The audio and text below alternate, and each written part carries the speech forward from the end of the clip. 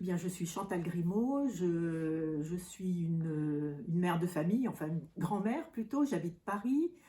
Je suis retraitée maintenant, depuis un petit bout de temps. Euh, je, Mon histoire avec la Xavière est une histoire maintenant très ancienne, ça fait plus de 35 ans que je connais les Xavières. Mais pendant pas mal d'années, je ne m'intéressais pas particulièrement à cette congrégation. Euh, je bénéficiais de l'accompagnement, des retraites, mais je ne m'interrogeais pas sur ce qui animait la Xavière. C'est arrivé un peu par hasard dans les années 90 et un peu par hasard, j'étais amenée à connaître le charisme qui anime la Xavière et un groupe de recherche s'est créé pour envisager un rapprochement entre des laïcs et des religieuses. Ça a démarré en 95 et ça a été un long travail de recherche qui a abouti aux premiers engagements qui ont eu lieu en 2001. Donc ça fait un bout de temps maintenant. Je me suis engagée en juillet 2001. Pourquoi j'ai voulu m'associer à une congrégation religieuse? En fait, je pense que ça m'est surtout que ça m'est tombé dessus en fait. Je n'aurais jamais eu idée de m'associer à des religieuses. C'est venu presque naturellement quand j'ai senti que l'esprit de la Xavière était au fond celui qui m'animait moi aussi et que cette, euh, cette ressemblance entre nous nous invitait peut-être à vivre ensemble quelque chose, une forme de fraternité, de proximité. Ce qui m'attire à la Xavière, c'est à la fois l'association de la contemplation et de l'action, de la mission et de la contemplation.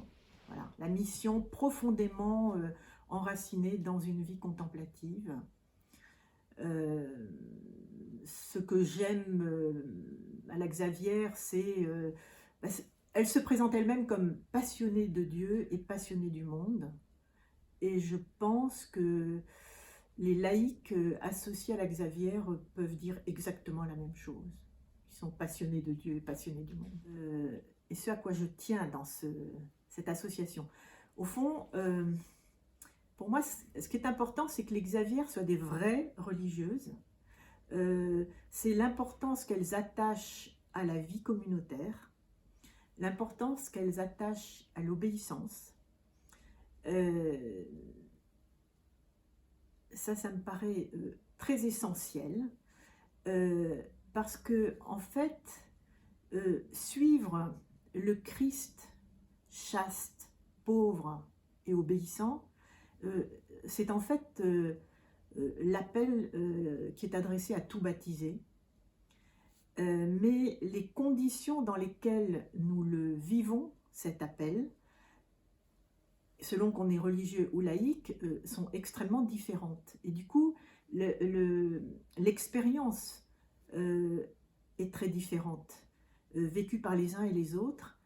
Et ça nous fait prendre conscience, enfin en tout cas moi, ça me fait sentir à quel point un chrétien n'est jamais arrivé. On est comme Abraham, jamais arrivé au bout du chemin. On est des pèlerins sur cette terre et la terre promise, elle est devant nous, toujours devant nous. Et du coup, je trouve que vivre cette proximité entre religieux et laïcs, ça nous permet de rester toujours en chemin, toujours comme des pèlerins. Il y a comme un aiguillon là qui est permanent, nous restons en quête, toujours en questionnement. en recherche. Alors, comment je vis mon engagement de laïque associé à la Xavière? Je peux dire déjà que je le vis comme un don gracieux qui m'a été fait et qui m'établit dans une profonde gratitude, voilà, d'avoir été mise à cette place-là. Je le vis comme un enracinement dans l'Église, dans le corps de l'Église, un enracinement concret, profond, et qui